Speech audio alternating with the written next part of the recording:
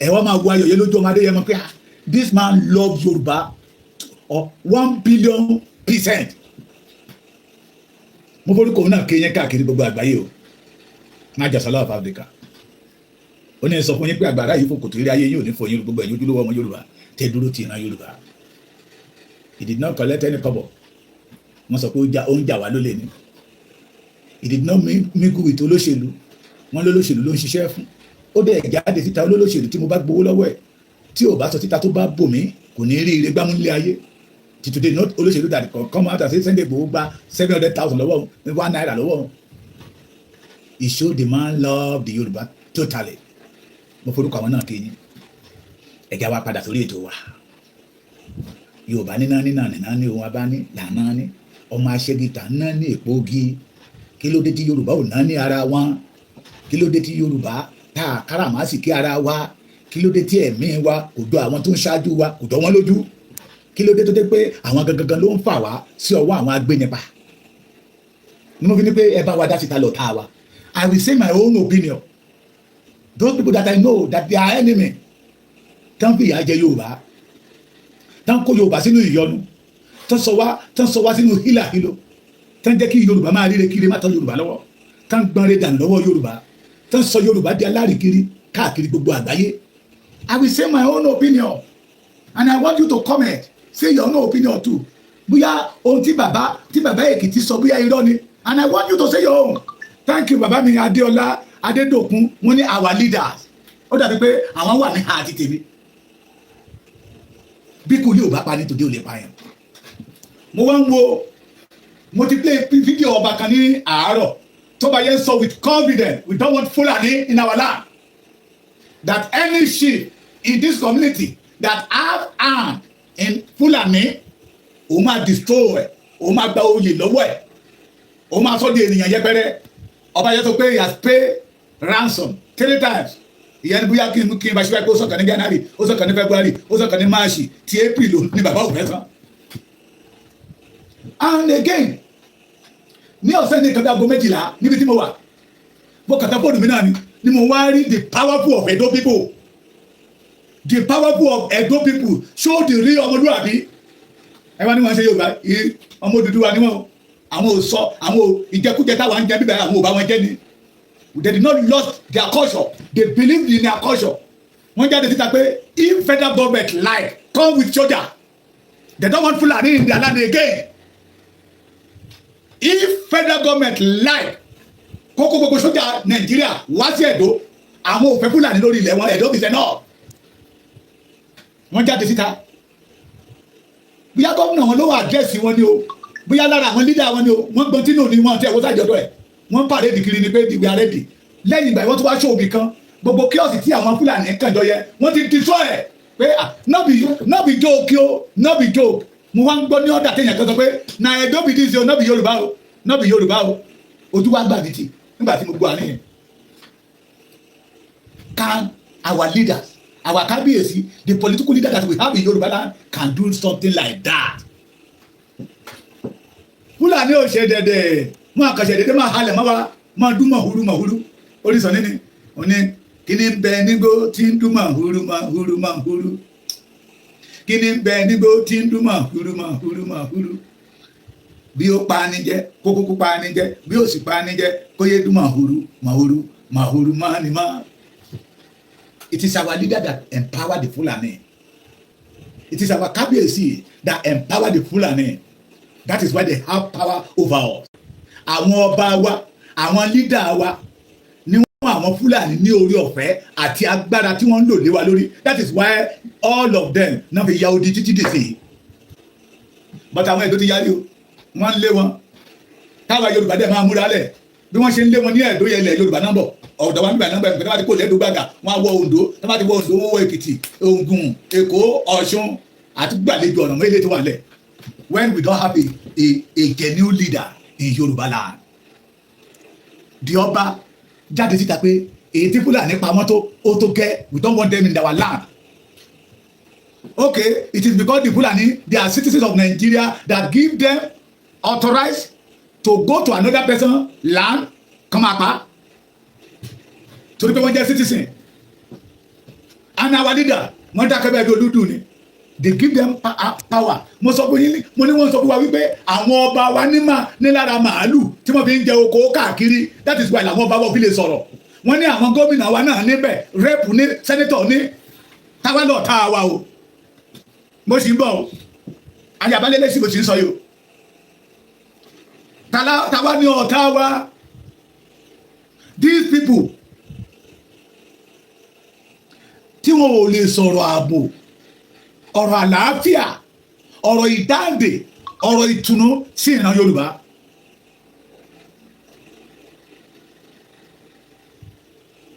Sí ìran Yorùbá. Ẹ̀dọ́ nìyẹn. Wọ́n ready, they are ready. They are ready pé àwọn ògbàfẹ́ Fúlàní èyí tán pa wọn lóko tó gẹ́. Pé àwọn ò ní orí ọ̀fẹ́ láti lọ sí Niger State. Kọ́ lọ́ máa disturb wọn lórí ilẹ̀ wọn bẹ̀. Why tẹ́fẹ́ máa wá sọ̀dọ̀ wa níbà yìí? Tẹ́fẹ́ máa pa ẹ̀bẹ́ nípẹ́ náà. Ṣé ó dẹ̀ dùn gbọ́ létí federal government? Ṣé ó dùn gbọ́ létí bàbá wa Bọ́lá Ahmed Tinubu? Ṣé ó dùn gbọ́ létí Ẹgbẹ́dọ̀kun? IG ṣé Sàmí Ogun yín o, ṣùgbọ́n láti inú yín lẹ̀, etí inú lè dòlò. I did not abuse you as a Yorùbá man. Ẹ láti inú yín lẹ̀. Ẹ yá mi létí inú yín. Ọ̀rọ̀ lọ́mọ létí ń jẹ sà. Ṣé ó dùn gbọ́ létí yín sà? Ènìyàn kan gbéra láti Kano, láti Sokoto, ó wá lóun lọ ọ̀ǹtà ní Port Harcourt. Ó lọ pẹran ní Port Harcourt. Kò sí ẹran ní gbogbo Kano, kò sí ẹran ní Sokoto, kò sí ẹran ní Kaduna, kò sí ẹran ní Adamawa àbí, kò sí ẹran ní Jigawa. Another region. Ó fò South West, ó fò Middle West, ó di Port Harcourt wá ń padà bọ̀. Wọ́n wá rìn lóru. Àwọn tó jẹ́ pé wọ́n fẹ́ náà jókòó ní. And they see AK-47. Okay, let me have a IG, Nigeria's Superintendent of Police, Chemoga, Inspector General of Police. Sorry. Ṣé ẹ ti fún àwọn Fúlàní ní license to carry AK-47, sir?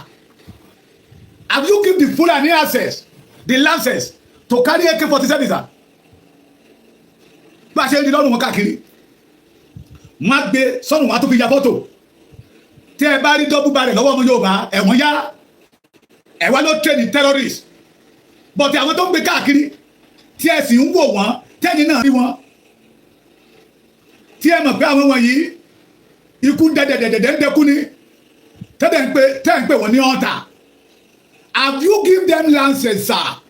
Inspector General of Police of Federal Republic of Nigeria, Baba wa Ẹgbẹ́dọ̀kun, have you given the Fulani license to carry AK-47 láti máa shoot ìran Yorùbá and other part of the country? It is a question, sir. Ẹ má wá gbé mi o, torí mi ò bu IG o, at least as a superintendent senior officer, ó yẹ ká lè máa béèrè question lọ́wọ́ wọn. Ìbéèrè tó bá rú wa lójú, we supposed to ask a question, sir. Wọ́n gbé AK-47, èmi máa gbé AK-47 mẹ́ta agbẹ́kọ́rùn with magazine, sir. Wọ́n á tún fi ya fọ́tò, wọ́n á lọ sóko àwọn ènìyàn, wọ́n máa jẹ ẹ̀gẹ́, wọ́n máa wú ẹ̀gẹ́ fún màálù, wọ́n wá tún ṣe fídíò ẹ̀, sir. We did not hear that our Baba Ẹgbẹ́dọ̀kun command this police officer to go there and arrest them. Ṣé ẹ ti issue license AK-47 fún wọn ni pé they are free to carry any rifle, sir?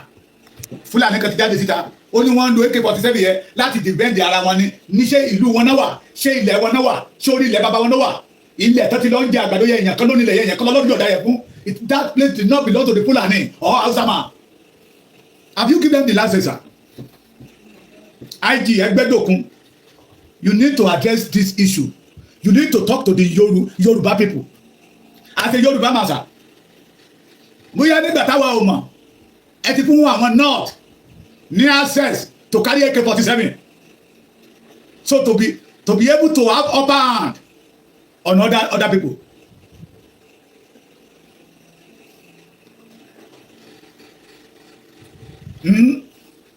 IG Ẹgbẹ́dọ̀kun is one of the enemy that Yoruba have today because he's one of the leader in Yoruba land. As a Yoruba man, nígbà tí Buhari wà ń bẹ̀, IG tó gbé bẹ̀, ẹ̀yìn àwọn Fúlàní ló wà. It shows that the federal government itself invest on Boko Haram people, on Fulani people. That is why the federal government did not have power over them. Give them that they can do undo in anything they be. Sir, you need to answer this question, sir. Bí a ti fún wọn ní lancet láti máa carry out the only Fulani, so they can be able to dominate other people. Ojú wa lẹ ó fi rí, etí wa lẹ ó fi gbọ́. Ojú yín lẹ máa fi rí, etí yín lẹ máa fi gbọ́. Tẹ́ ẹ bá lẹ̀ ní fọ ọ́fíìsì, ilé ọ́fíìsì máa fi yín lẹ̀ lọ́jọ́ kan. O ṣé sọ̀rọ̀ ló kọ́ ni ẹni pé ilé o làbọ̀ sí mi oko o, ilé o làbọ̀ sí mi oko o, ilé o làbọ̀ sí mi oko o, ilé o làbọ̀ sí mi oko o. Béwúrẹ́ bá jẹ lọ á padà wálé o, bágùtàn bá jẹ lọ á padà wálé o. Ilé o làbọ̀ sí mi oko o, ilé o làbọ̀ sí mi oko o. Former commissioner of police in Lagos State, former ni o, ṣé Ògúnmọ̀sù ni kò mọ̀ pé wọ́n máa kidnap òun nígbà tó ń wage war against the Yoruba people. Ìgbà tó kidnap ẹ̀ wọ́n gbé wọ́n kẹ́yìn síta. These people, they did not respect anybody.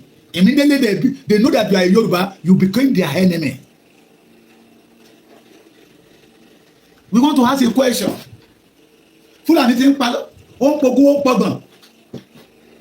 À ń pariwo wọ́n boko wọ́n jẹ́ àwọn sọ fáwọn èèyàn wọn pé tẹ́ bá ti rí wọn nínú ọkọ̀ ẹ sápamọ́ ẹ ṣe àmú fídíò yìí kẹ́ máa ṣe fídíò wọn ká máa jù sórí íńtánẹ́ẹ̀tì bí àwọn ìjọba máa rí ẹ̀dẹ̀ ń rí ẹ ṣe anything ṣùgbọ́n èsì ti ń jẹ elégbò ẹ ò sọ nǹkan kan nígbà tí elégbò wa ń jẹ ṣíṣe ẹ wá ń pariwo síta èlò náà ṣe pa nínú àwọn Fúlàní ó lé 15-16 wọ́n ṣe máa pa tó pọ̀ torí wọ́n ti gbẹ̀mí àwọn èèyàn wọ́n ti gbẹ̀mí ọmọ Yorùbá tó pọ̀ gan wọ́n pa 16 nínú wọn ẹ wá set up panel bàbá wa ẹgbẹ́ tógun ẹ wá ní kọ́ lọ́ máa arrest àwọn èèyàn tó ń boko wọn jẹ́ ok ẹni tó kúrò àbẹ̀yẹ kọ́ tó nà bá kú kọ́. Ìṣó I want all the Yoruba, either you believe in Yoruba nation na your problem with that, either you did not believe in Yoruba nation na your problem with that, but now ó ti show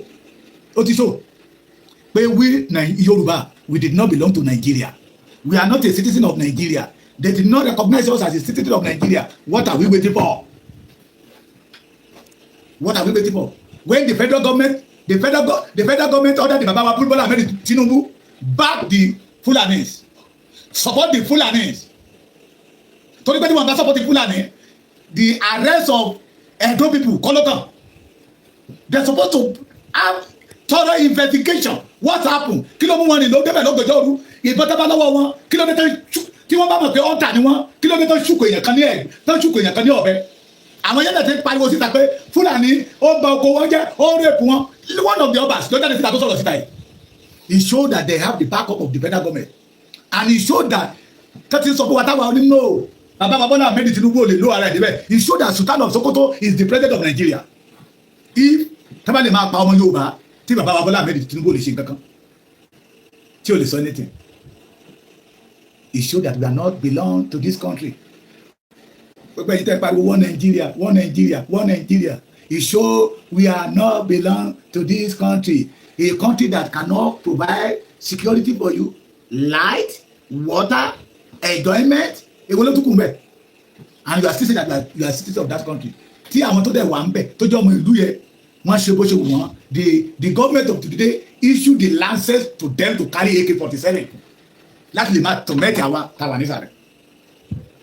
Tí federal government ò bá issue license fún wọn gbogbo àwọn AK-47 tàn ní wọn lára wọn yẹn they supposed to arrest them but they did not arrest them. Tẹ́ bá rí wọn náà lọ kó wọn lọ sínú Nàìjíríà mi wọ́n kó wọn lọ sínú Nàìjíríà police tẹ́ wọ́n bá dàgbà tán they will start attacking us. Wọ́n wá kó uniform sí wọn lọ́rùn mo ní ṣé mo tún rí o. mi mọ̀ pọ̀rọ̀ máa débẹ̀ o uniform army náà wọ̀ kàn fi ń fọ́n owó àwọn tó kidnap wọn dá wọn jókòó wọ́n wá ń fọ́n owó lé àwọn yẹn lórí pé ẹ̀yin we don tell you we are the owner of this country you dey do shakara we go show you we go tell you this we go tell you that ní orí fídíò yẹn uniform náà wọ̀ tó fi ń fọ́n owó lórí ara wọn and we are still saying that what we belong to this country. Back to my topic.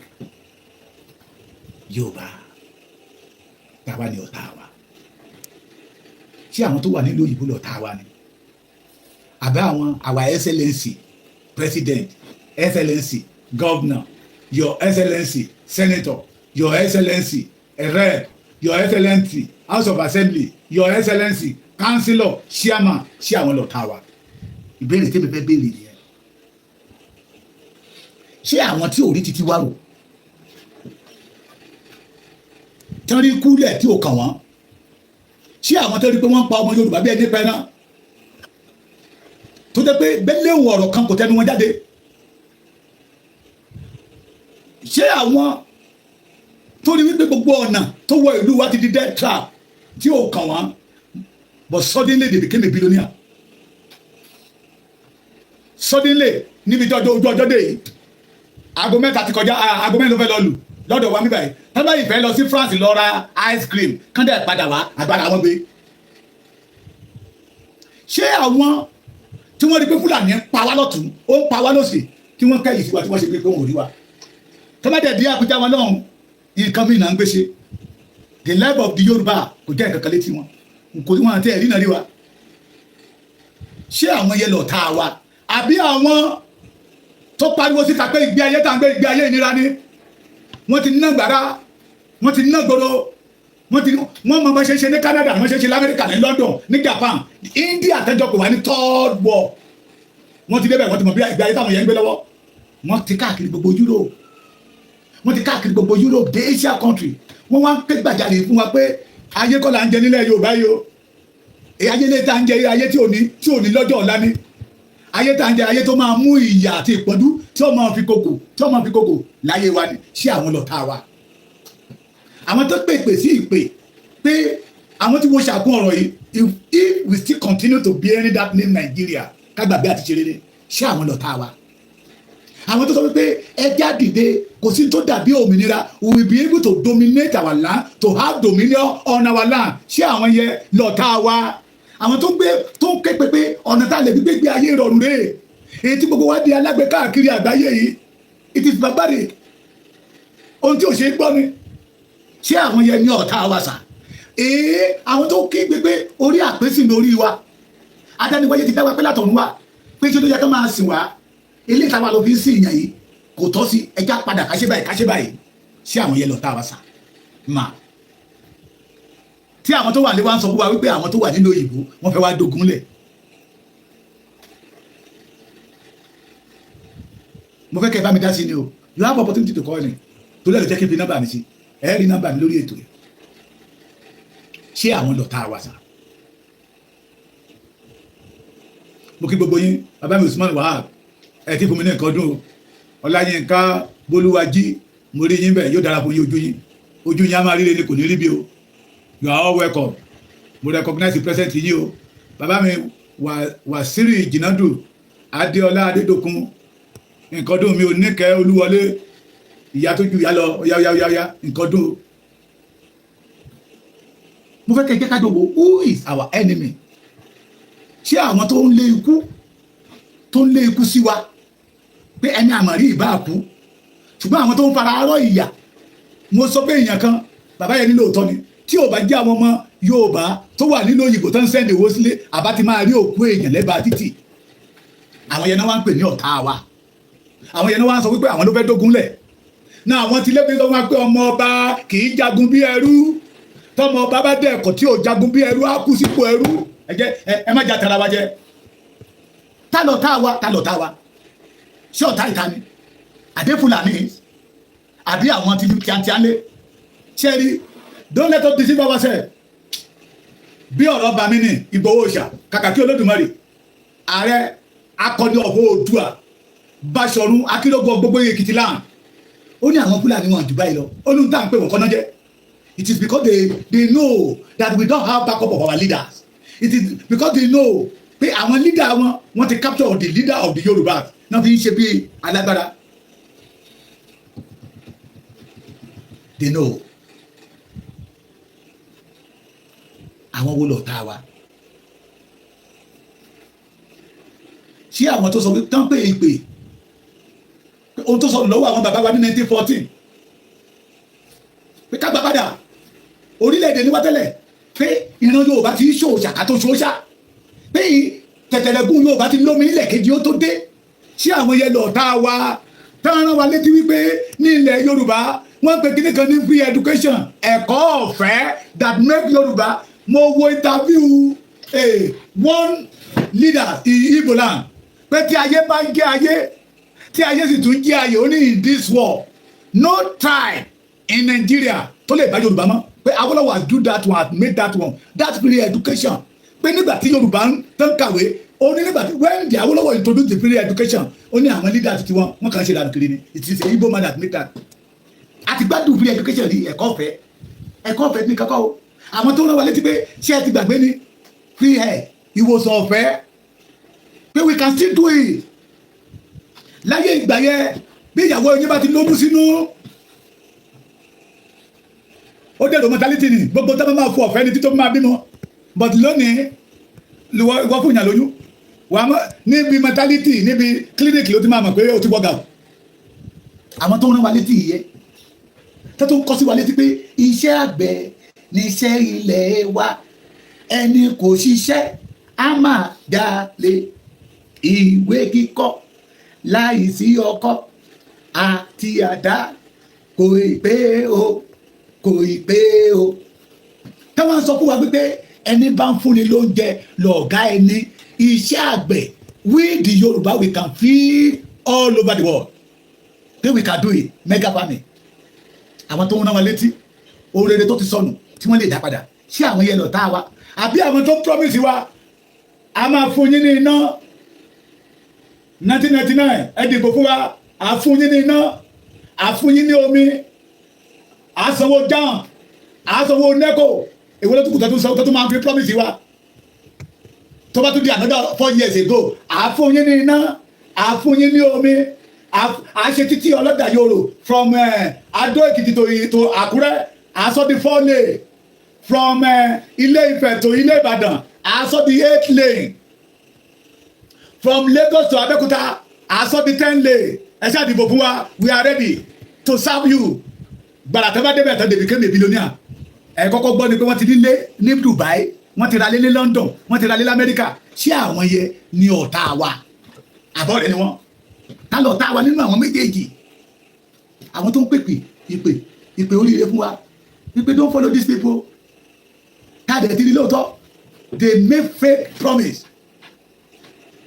ẹnu dùn lóòpọ̀ ni wọ́n agada ọwọ́ ṣe sọ ó dùn ṣọ́kọ they make fake promise nígbà tá a ṣe rálẹ̀ lọ tá a ṣe campaign lọ àwọn ìlú tí ò sí hospital yẹ ní ìlú báyìí a sọ general hospital kan bẹ̀ so ìlú kọ̀ọ̀kan máa ní health center àtúkọ̀ àtẹ̀kọ́ all governor láì tí ìdìbò ó ti wọlé láì tí ìdìbò ó ti wọlé ẹlẹ́yà iná máa rí ẹgbẹ́ ìwà wọn mú tó jẹ́ pé owó ni mo fẹ́ wà lọ kó jẹ́ mẹ́ immediately tó bá wọ bẹ̀ tán ayé Fáyọ̀ṣe ò ní sẹ́tù ó wá bá wa délé ọ̀kan lẹ́kìtì lórí ká máa dá gbogbo tẹ́bùrù sí lọ́dún oníkàlùkù ní tẹ́bùrù rẹ̀ òun di ọ̀gá tí lọ́nà yẹn tẹ́bùrù tó wà lọ́rùn nìkan tó lé ní 500 ó wọ bẹ̀ tán kò rí ìyẹn kan lò tẹ́bùrù yẹn ẹ̀rẹ́ lọ sódà nù who is our enemy ṣé those people that make fake promise since 1999 I don't want to go far since 1999 tí wọ́n fi wá make him owó tí wọ́n fi wá make him owó and they have used our money to support the Fulani lè ṣe bó ṣe wù lórí ilẹ̀ wa wọn bí ọmọ Yorùbá kan kó lọ sínú rìsáàbù kan ní Niger State kó lóun fẹ́ lọ kọ oko oṣù mbẹ wọn á pa wọn á dẹ̀ sí mbẹ ní tí kankan ò ní ṣẹlẹ̀ but they can do whatever they like in our land. àwọn tó sọ wípé ẹja agbára wa ìgbé ayé ẹrú là ń gbé ẹja agbára wa pé ìkáwọ́ ò lásọ̀ tẹ́nítẹ́ní àwọn ọ̀jẹ̀lú ọ̀ràlú yìí wọ́n sọ wọ́n di ọ̀tá wa wọ́n sọ wọ́n di ọ̀tá ara wa. àwọn tó fẹ́ liberate wa kúrò nínú ìṣẹ́ kúrò nínú ìpọ́njú àwọn tó ń ṣílẹ̀kùn fún Fúlàní wọ́n sọ wọ́n di ọ̀tá wa.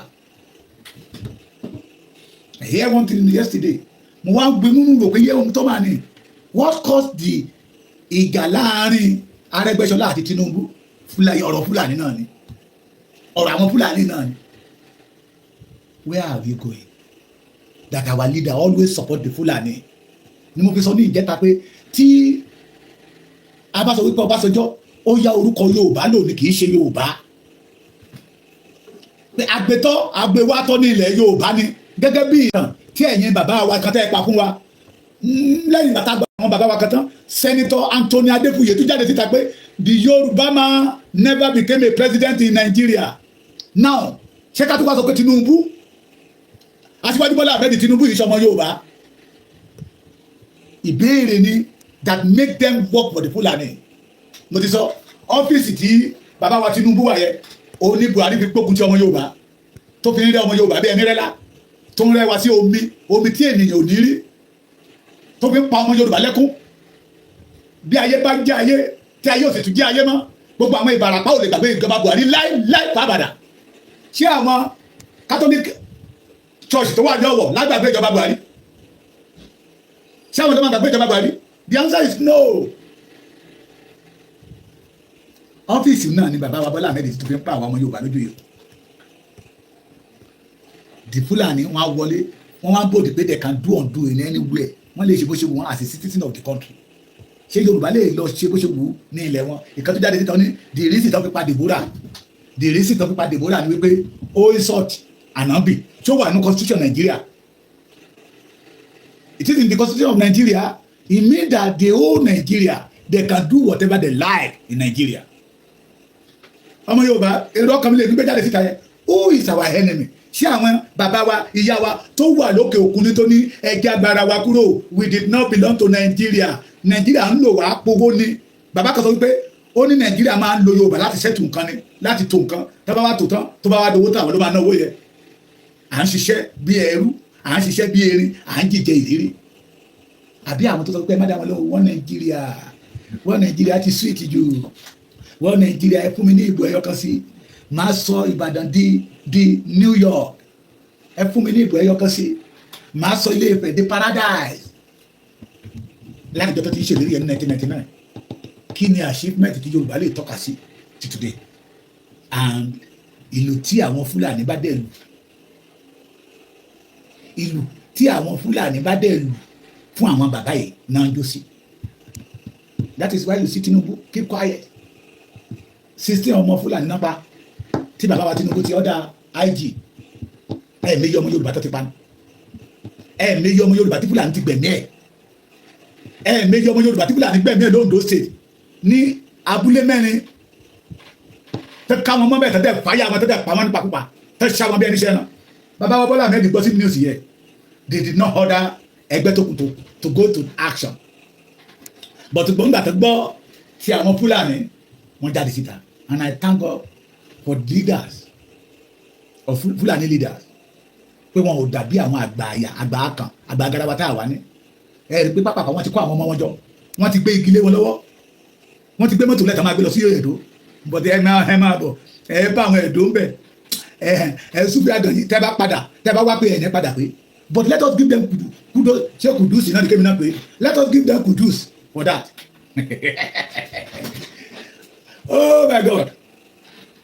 Àwọn wà lẹ́yìn àwọn ọmọ wọn bí wọ́n jalè wọ́n lẹ́bi láti gbà jáde wọ́n pààyàn wọ́n wà lẹ́yìn wọn they have mission wọ́n dẹ̀ mọ̀ pé àwọn ọmọ yẹn náà fẹ́ lò fún mission yẹn láti lè gba ilẹ̀ Yorùbá so tẹ́lẹ̀ tí bá ṣẹlẹ̀ wọ́n máa ń dúró gidi gbà ni bẹ́ẹ̀ yẹn tó bá máa ṣẹlẹ̀ kó ṣẹlẹ̀ tí àgbà Fúlàní mẹ́ta bá pe gómìnà kan jìnnìjìnnì máa bá jìnnìjìnnì there is no governor in Southwest tí phone number ò sí lọ́wọ́ àwọn àgbààgbà Fúlàní yẹn but our leaders wọn lè ṣe yẹ patilẹ̀ tí máa rí wọn táàbí máa fẹnu jẹ́ leader Yorùbá owó làwọn wá they don't want to play the role of a leader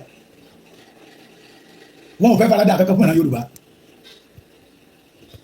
at all but they want the Yorùbá to continue honour them honour yẹn fún kéde sá iṣẹ́ wo lè ṣe fún wa ṣé bí Fúlàní ṣe ń pa wá tẹ́ fi ń ṣayọ̀yọ̀ ṣé Fúlàní tó ń pa wá tẹ́ fi ń ṣayọ̀yọ̀ tẹ́ ṣe bí pẹ́ orí láti máa bọ́lá fún yín àbí àwọn ọba wa ọba kan ló jáde síta yìí tó ní I don't want Fúlàní in my land I don't want Fúlàní in our forest again. Ó tún sọ pé àwọn ìjòyè tó bá mọ̀ bí àwọn Fúlàní ṣe wá kán tètè lọ́ máa sọ wọn kán padà síbi tó ti ń bọ̀ torí pé ó máa lè kú ìjà ọ̀rẹ́. Àwọn àgbààgbà tí wọ́n lè sọ fún wa yìí pé ọmọ ọba yìí jagun bí ẹrú kí Fúlàní lè ráyè káwa mọ́lé wọ́n kọ́ ní fún wa ọmọ ọba yìí jagun bí ẹrú I pity ọmọ ọba tí ò rẹ́dì láti bọ́ aṣọ ìgúnwà ọba alẹ̀ kó kọ́kọ́ jagun lọ́nà tó bá jagun tó bá ṣẹ́gun tó kúnlẹ̀ wá fi ìfọ̀kànbalẹ̀ wá wọ aṣọ ìgúnwà ọmọ ọba yẹn kó máa jayé ọlọ́ba káàkiri ṣùgbọ́n tó bá ní ọmọ ọba yìí jẹgun bí ẹrú tó rẹpẹtẹ á sùn lé àdédòdìdè á fi aṣọ ìgúnwà á fi sin ẹrú Fúlàní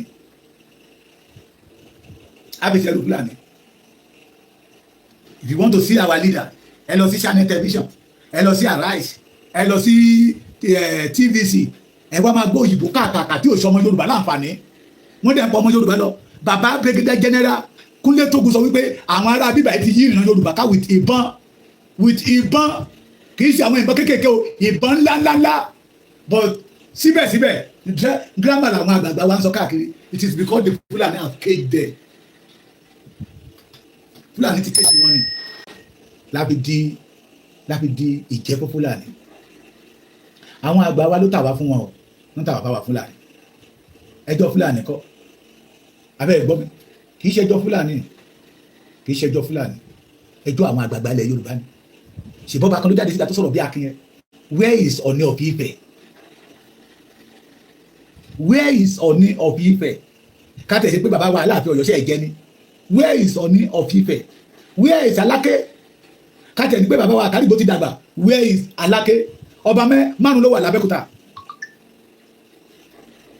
ṣé gbogbo yín náà ní fa Tinubu mú ṣé ìbẹ̀rù Tinubu ló mú yín àbí ìbẹ̀rù Fúlàní it is a pity bàbá mi àti gbadé ṣeré you are welcome Ọlájídé kóka you are welcome ṣé ìbẹ̀rù ló sọ yín di ẹni yẹpẹrẹ Ọ̀jájá wà ń bẹ̀ yẹ kó wọ aṣọ funfun kó pàjàkà funfun ká máa bá odidi nọ́mbà 1 ọba ní pati ìgbà wo ni olúwo àmúgbò ní máa rí fín ṣé ó yẹ kí olúwo máa rí Ọọ̀ni of Ifẹ̀ fín kí gbogbo ìlú kọ̀ọ̀kan má ti yan wọ́rí ọ̀lọ́ sí Ìwó kí wọ́n lọ bọ̀ ń bàjẹ́ máa fín bọ̀tí nígbà tí Ọọ̀ni gẹ́ òdúró láyé ibi tó yẹ kó dúró sí ipò tó yẹ kó dúró fọmọ Yorùbá kó dúró sí òun fẹ́ra ẹ̀ ló sọ àgbàdo méjì ló da aláwàdà ìdíyẹ olúwo àmúgbó 419 ó wá ń bú Ọọ̀ni of Ifẹ̀ ó ń sọ̀rọ̀ jàkàjàkà sọ́ọ̀ni of Ifẹ̀ ẹni tí ò jẹ́ nǹkankan tí ò ní nǹkankan tí wọn ò rí náà rí nílé ayé kìtì wá ń ṣẹjọ́ olúwo alọ́ mi ò ṣe ìṣe bàbá fún ìran Yorùbá gbogbo bó ṣe pọmọ Yorùbá lọ́tún tó ṣe pọmọ Yorùbá yóò sì you will never see Ọọ̀ni of Ifẹ̀ to say anything about it nígbà tó pa ọba ó ṣe Yorùbá ọba security summit láti gbẹ̀yẹ̀ we did not hear anything but n ta máa gbọ́ ni pé bàbá wà lára àwọn tó kó màálù fáwọn Fúlàní ó tún wà lára àwọn tó ń wa gold ní Ilé Ifẹ̀ sí Ìṣà àdá ó jẹ́ òótọ́ kò jẹ́ òótọ́ but mo mọ̀ pé tọ́mọ Yorùbá ò bá rí wọn ò ní sọ bóyá ìyẹn náà ló dẹ̀ tilẹ̀kùn ẹnu bàbá mo mọ̀ bí wọ́n ṣe pa ọmọ Yorùbá ó lè má dùn bàbá nú ṣùgbọ́n bàbá ti kí wọ́ bọ́ṣọ ọ̀lọ̀ bí bàbá ti sign agreement with Buhari that is why we la fi bára wa ní condition tá a wà yìí Yorùbá ta lọ tá a wà ta lọ rẹ̀ wa who is our enemy and who is our friends ṣé àwọn tó ní ká kó nínú ìgbèkùn Fúlàní ni àbáwọn tó ní ká máa yọ̀tọ̀ mi nínú ìgbèkùn Fúlàní ẹ ṣe jájọ bára wa sọ̀rọ̀ gbogbo ẹ̀yin bàbá mi àtẹ̀yìn ìyá mi ìkáwọ́ ò lásọ̀ tẹ́nítẹ́ní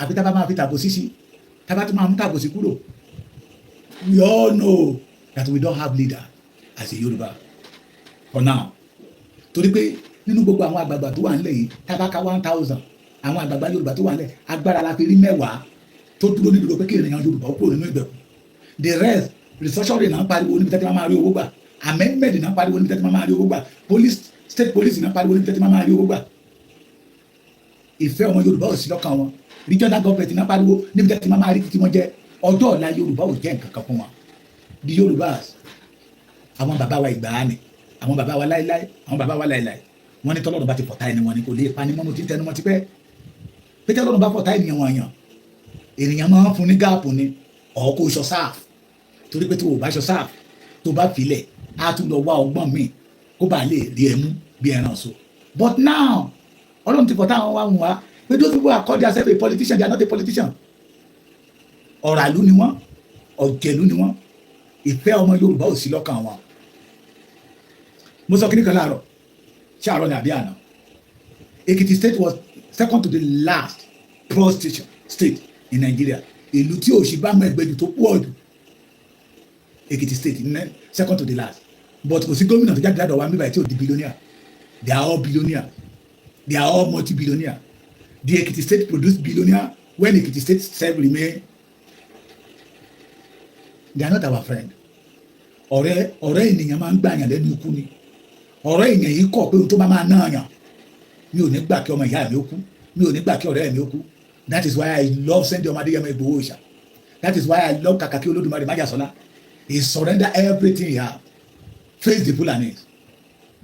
Ṣùgbọ́n àwọn bàbá wa àwọn náà ló dúró gẹ́gẹ́ bí igi wọ́rọ́kọ́ tí ń dáná rú. Àwọn ní àwọn ọ̀rọ̀kọ̀ tí ń dọ̀bẹ̀ ẹnu. It is because they have signed agreement with Fulani. That is why tí wọ́n fi dúró bí ẹni tí ò rí nǹkan kan. Ní wọ́n fi dúró bí ẹni tí ò jẹ́ nǹkan kan. Ní wọ́n fi dúró bí ẹni tí ò rí nǹkan kan bẹ́ẹ̀ tí ò jẹ́ nǹkan kan. It is time for me and you as a Yoruba man to rise up. We can do it. We can do it. Ọlọ́run tó gbé Sunday Igboho dìde. Ọlọ́run yẹn mọ tó ń ṣe. Tí ẹ̀rẹ́ wọn tó ń bínú. Àwọn tó sọ pé iyì tó yẹ kó máa fún àwọn náà fún Sunday Igboho. Àrà máa sán pa wọ́n ní. Ìwà lábẹ́ mọ́mọ́ ọkọ̀. Ìwà àdẹ lábẹ́ mọ́mọ́ àlè. Chief Sunday Ọmọ Adéyẹmọ Ìgbòho shall show that is a real genuine ọmọ ọkọ in Yorùbá land. Gani Adams náà ti sọ pé is a real genuine ọmọ àlè in Yorùbá land. Torí wọ́n pa lọ́tún wọ́n pa lọ́sì. Kò sí tó kàn. Kóńtó lè ṣiṣẹ́ láti jàgbọ́n ìran Yorùbá 20 billion gbọ́dọ̀ wà ń tà. Ó gbọ́dọ̀ tẹ̀ lọ́wọ́. A ní àwọn evidence àwọn tó pè ní London pé kọ́kọ́ lọ́mú iye báyìí kìnnìkan pounds wá kìnnìkan pounds wá. Ṣùgbọ́n ẹni tó dúró tó ní kí àwọn bàbá wa kan sọ wípé we are Yorùbá káwa àti àwọn Fúlàní tó wá ta ayò ọlọ́pọ́n káwa wẹ̀rẹ̀ tí ó jẹ. That is ọmọ ọkọ for you. Yorùbá dẹ̀ ní pété èèyàn bá lẹ́ni ní mo sọ kì í mú kíkan. But our leaders, the kábíyèsí, the political leader in Yorùbá land, they are very they are number one enemy that open the door for the Fulani to do whatever they did in Yorùbá land. But we can do it. We can do more than Igbo people. We can do more than what Edo is doing now. Edo state is up now. Ẹ jẹ́ kí ilẹ̀ Yorùbá náà gbóná. Tó bá ń gbóná ní Edo tó gbóná ní ilẹ̀ Igbo tó ń gbóná ní ilẹ̀ Yorùbá. Tí àwọn Hausa náà ń dáná fún wọn. Tinubu á mọ̀ wípé n tán sọ láti jọ pé Nàìjíríà ti kú. We know that not look like in Nigeria. It is better now. It is better now. Mo ti pálówe láì níye ìgbà bí àwọn bàbá wa sọ wípé ààrò tó bá tutù lẹ́ẹ̀dì yẹn máa ń sàbá sí. Ṣé òwe yìí ni? Ààrò tó bá tutù òkúta mẹ́ta báyìí làwọn bàbá wa máa ń gbé kalẹ̀. Wọ́n á gbé kẹsíwájú ẹ̀. Wọ́n á fò òkúta yẹn kọ́ triangle. Wọ́n á wá kó kìsì òun náà fi ń dáná fún wa. There is nothing like a stove. There is nothing like a gas. Ààrò tó bá gbóná òkúta yẹn gan máa gbóná.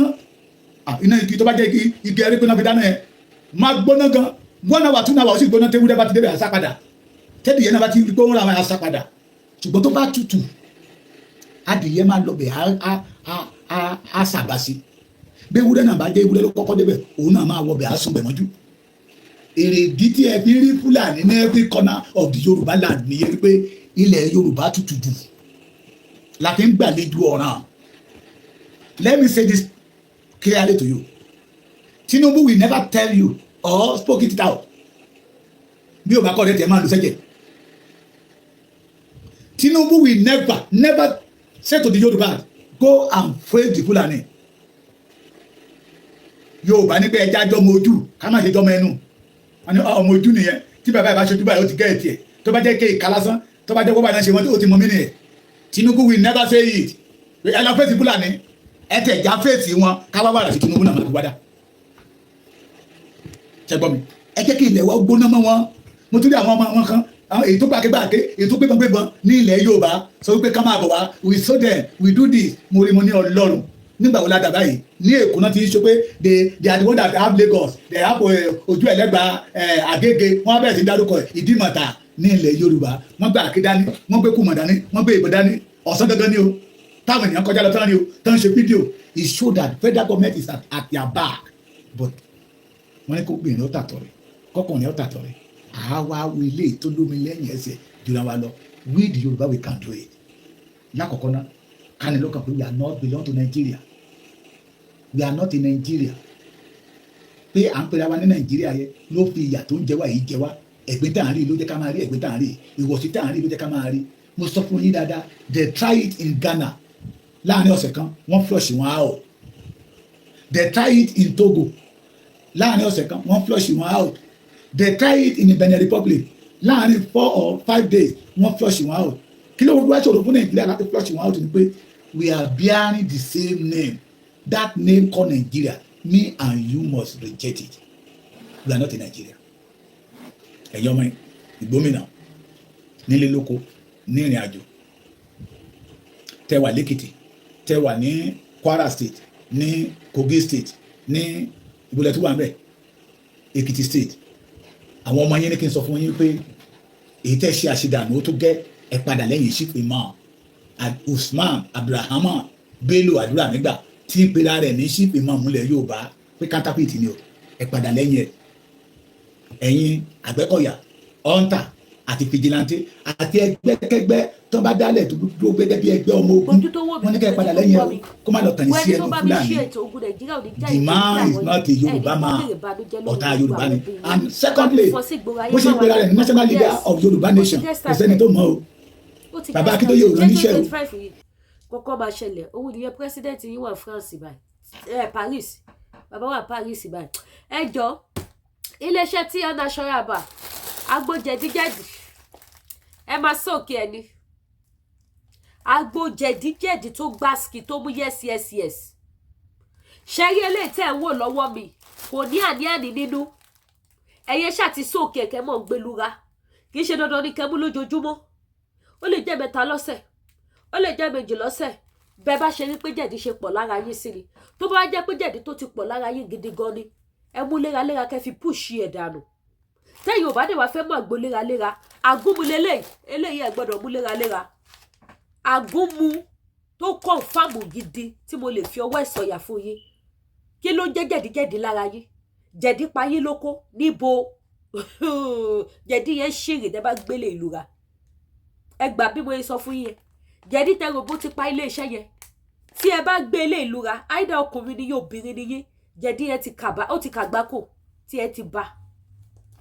ẹ ti bá lójú pálí ó ti rugi oyin òun nìyí kọ̀ǹfàmù wọn ni ẹ máa yá báyìí tẹ́yìn gan máa mọ̀ pé yes jẹ̀dí jáde lára yín ẹ máa yá ara yín máa fúyẹ́ gbogbo egungun ọ̀pẹ́ yìí máa nà dáadáa àlàáfíà tó yín láyọ̀ kọ̀ǹfàmù ni òun ni ẹ gbọ́dọ̀ ló lójoojúmọ́ tẹ́ bá dẹ̀ ti lò ẹ má jáde nílé bó ṣe wà yìí ẹ bu síbí kan ẹ bu sínú warm water ọkẹ bù sínú ògì kẹ rọra ṣe kó ṣàn lògbólògbò kẹ gbẹlura kẹ wá wo tó máa ṣẹlẹ̀ nínú èpè nínú àdúrà ẹ fi kàn ránṣẹ́ sí Lédìké ibi tínú yín tá máa dùn táyọ̀ yín máa kún dé ẹ wò pé kí ni mo lè fi support Lédìké ẹ wà bá mi raṣọ. bákan náà máa ń power gbogbo ẹ̀yin tí wọ́n ti gba sátidé lọ́wọ́ yín tó ti gbé Sunday lẹ́yìn lọ́wọ́ gbogbo ẹ̀yin tẹ́ lè ṣe jẹ̀kan lọ mọ́ gbogbo ẹ̀yin tó kó yín ti kú mo fi Elédùmarè bẹ̀ yín ẹ wo ohun tẹ́ máa lòre okó tó kú yẹn máa bẹ̀rẹ̀ iṣẹ́ gidi gbogbo ẹ̀yin tẹ́ lè ṣe jẹ̀kan lọ ẹ jọ gbogbo ẹ̀yin mọ́mì mi tó jẹ́ pé ẹ̀yin náà láì kìkìrì bíi Lédìké tẹ́lẹ̀ lẹ́ni tó máa bá yín sáfìsì ẹ̀ tó sì ìwé mi sí mi ò ní òun ni ọ fún mi láàgùn mo máa pàwà mi rẹ̀ yàn sáfìsì ẹ̀ mi ìwé tó máa sáfìsì ẹ̀ máa DM mi o ìṣàrà fi mí lẹ̀ o ó ní mèrì ni mi virgin ni mi ẹ wọ̀ pé màá ṣẹ̀fẹ̀ virgin ni mi so gbogbo ẹ̀yin tẹ́ bá wẹ̀ tó máa bá yín sáfìsì ẹ̀ gidi abẹ́lẹ̀ tó lè bá yín sáfìsì ẹ̀ ṣùgbọ́n wọ́n ṣe dáadáa tó ẹ má gọra yín ẹ̀yin ìyá mi ẹ̀yin bàbá mi ẹ má gọra yín òun ni ń tẹ́ máa lò lélẹ̀ tẹ́tẹ̀ mọ́ pé jẹ̀dí ò ṣe yín because ẹlòmíì kò nídìí gbogbo àlọ́ máa power báyìí jẹ̀díjẹ̀dí ló pa lé iṣẹ́ so ẹ̀yin tẹ́ bá ti mọ̀ pé kì í ṣe jẹ̀dí ló affect yín kò kàn ṣe dáadáa bíi ti tẹ́lẹ̀ mọ́ ni ẹ wá ra àgúnmu máa power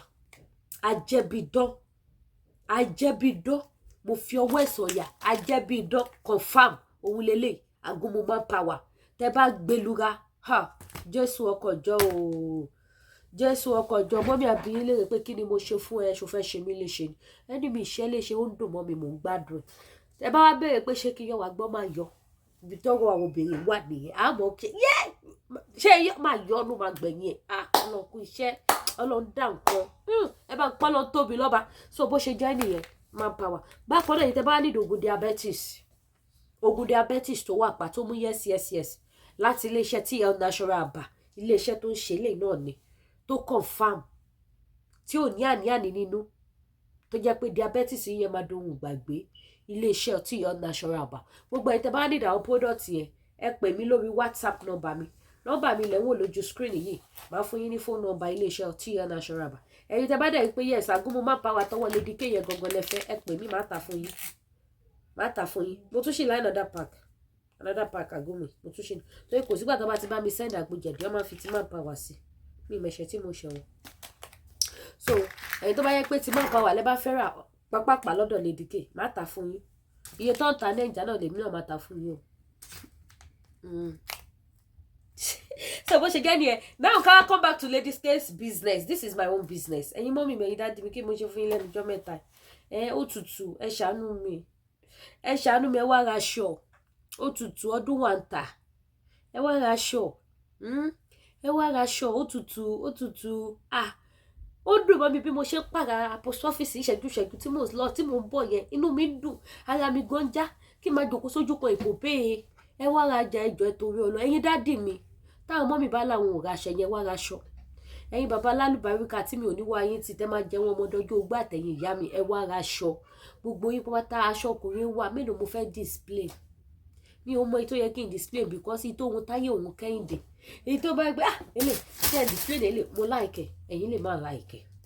But ẹ bá pè mí pé Lady K mo fẹ́ wo aṣọ báyìí. A jọ ṣe video call. Màá wá bẹ̀rẹ̀ sí ní tú fún yín. Ọlọ́run gbọ́ tẹ́ bá fẹ́ ra méjì ẹ ra mẹ́rin. Ó sure. Mo mọ àwọn customer tó ti patronize mi lẹ́ẹ̀márùn 5 times. Tí ó dẹ̀ ṣe aṣọ kọ̀ọ̀kan kì í ṣe méjì lọ rà. Ó dẹ̀ ti patronize mi more than 5 times. Ọjà mi dànù. So ẹ̀yin ìyá mi ẹ̀yin bàbá mi mo fẹ́ Lédùmarè bẹ̀ gbogbo ẹ̀yin tẹ́ ti bá mi rajà àbí gbogbo ẹ̀yin tẹ́ ti rajà. Ó dà gbogbo ẹ̀yin mọ́mì mi tẹ́ ti rajà tẹ́lẹ̀ àtẹ̀yìn dáàdì. Wọ́n ní ṣáṣọ oúnjẹ ni tí Lady K ṣáà ní a máa ra aṣọ. Ẹ jẹ́ má jẹ́ kí ṣẹ̀ṣẹ̀ máa wá sínú inbox yín pé àmọ́ mi ó tó jọ mẹ́ta. Ní báwo wà kí ságẹ̀yìn aṣọ láṣẹ Èdùmàrè. Aṣọ náà lọ wò fi wòrán aṣọ tí wọ́n bá mi rajà mo láwọn àdìrẹ mosquito and blouse wa gbogbo ẹ̀yin mọ́mì mi tẹ́ ṣọ́ra gbogbo ẹ̀yin tẹ́ lọ size 18 size 20 I have your size gbogbo ẹ̀yin tẹ́ wà boxy dáadáa tẹ́ wá wọ aṣọ tẹ́ máa wọ̀ tó máa ṣe kíni tó máa dúró re lára yín pè mí any size aṣọ bí bá ṣe nǹkan ṣọ́ra tó mo fi ọwọ́ sọ̀yà size yín wà níbí ẹ̀yin ò bá tún wá déyàn tí ò ṣọ́ra ẹ pè mí ẹ̀yin tún wá ga ẹ fit ẹ pè mí size yín wà níbí tẹ́ bá ti rí size ẹ fọwọ́ rẹ́ mi nímú ẹ wá mi kọ̀kẹ́ wá fọwọ́ rẹ́ mi nímú size yín wà níbí báyìí kò sí bẹ́ ṣe fit tó kò sí bẹ́ ṣe ga tó ele yàtọ̀ sígbà tí ma ní àwọn size kan ló wà kò sáwọn size kan lẹ̀ nísìn ó pọ̀ yẹ̀yẹ̀ ó pọ̀ bí yanrìn size by size lóríṣiríṣi ẹ jọ̀ọ́ ẹ wá bá mi rajà tó bá dẹ̀ tún wá jẹ́ àwọn 3/4 summer tí ń bọ̀ as from next month yín sì àti bọ́ sí summer ẹ tún polongo Africa díẹ̀ ìtawọ̀ ṣòkòtò ti tó àwọn 3/4 gown tẹ́lẹ̀ wọ̀ àwọn gown tẹ́lẹ̀ wọ̀ ní during the summer tẹ́ máa fi polówó pé yes South Africa tá òyìnbó gan máa rí lára yín tó máa ní wow I love your dress mo ní wọn ẹ ṣàánú mi ẹ lè rà fáwọn ọ̀rẹ́ yín gan tó jó òyìnbó mo láwọn tẹ́lẹ̀ fi káńkò ẹ̀yin tẹ́ bá láwọn ọ̀rẹ́ òyìnbó tẹ́ fẹ́ bá wọn káńkò ẹ kàn sọ wípé ní ọ̀rẹ́ ẹsẹ̀ ìbò síra yín ìwọ wele kémi náà wele this is my African wears this is my country wears I'm sure she will love it so ẹ̀yin dáàdì ẹ̀yin mọ́mí I have the ẹ̀yin dáàdì tẹ́yin ló bá fẹ́ ra agbádá ẹ mọ̀ pé àwọn òyìnbó máa like something like that àwa là mọ̀ yìí nǹkan ta ní láfíríkà they love our dress they love our culture they love our food òyìnbó they love so many things about us wọn kò jẹ́ pé skin wọn yẹn máa ń deceive wọn but òyìnbó bá like ó máa jẹ́ kó mọ̀ pé yes òun love everything nípa Africa so ẹ jọ̀ọ́ ẹ patronize Lady K jewelries wà purse wà spiritual items wà African food wà African food ó wà available gbogbo ẹ̀yin tẹ́ ní diabetes tó yẹ pé èlùbọ́ gẹ̀dẹ̀ lẹ máa ń jẹ èlùbọ́ wa ti dé lágbára Ọlọ́run wọ́n ti pè wá ti sanwó clearing so kọ́ wá deliver lókù so before this week runs out èlùbọ́ wa máa wọlé ó máa wọlé dé èlùbọ́ gẹ̀dẹ̀ tí ò ní mix tí ò dẹ̀ ní chemical kankan fún preserve kì í ṣe tó máa pẹ́lẹ́ tó máa rùn tí chemical tó ti fi preserve tó máa jẹ́ kó rùn no my èlùbọ́ is very fine gbogbo ìtàtà lọ àwọn tó rà gan wọ́n tún ti deposit sílẹ̀ pé Lady K àwọn like èlùbọ́ yẹn tó bá tún ti wà available so ẹ̀yin tẹ́ bá ti gbọ́ṣẹ́ ọjà mi ẹ jọ̀ọ́ mo fẹ́ Lédùmarè bẹ̀yín mi ò lè dá ṣe mi ò lè dá jẹ mi ò lè dá wọ̀ ẹ patronize mi àwọn ọmọ tí yín náà ní ṣàṣetì ayé ò ní yọ yẹn nídológo àná ayé ò ní yín mú sí yín pé àwọn bó ṣe fẹ́ ṣe ojú wa ló máa ṣe ó máa tó kó gbà wọlé ẹjọ́ owó kọ́múlé láńtà kọ́múlé láńtà ni mo fi ṣòwò kọ́múlé láńtà ni mo fi ṣòwò owó kọ́múlé láńtà ẹjọ́ ẹ ṣàánú ẹ má yẹ kọ́mú mi jẹrà sórí láńtà ìyá mi alálùbáyíká kan ìyá ìyọ̀ká mo ti gbúrò wọn ti pẹ́ ó ní Lady K báwo la ṣe fẹ́ sọ̀rọ̀ kọ́múlé láńtà ẹ̀ yìí abiyamọ ni màmá o abiyamọ she offer me a lot of money but mo reject ẹ̀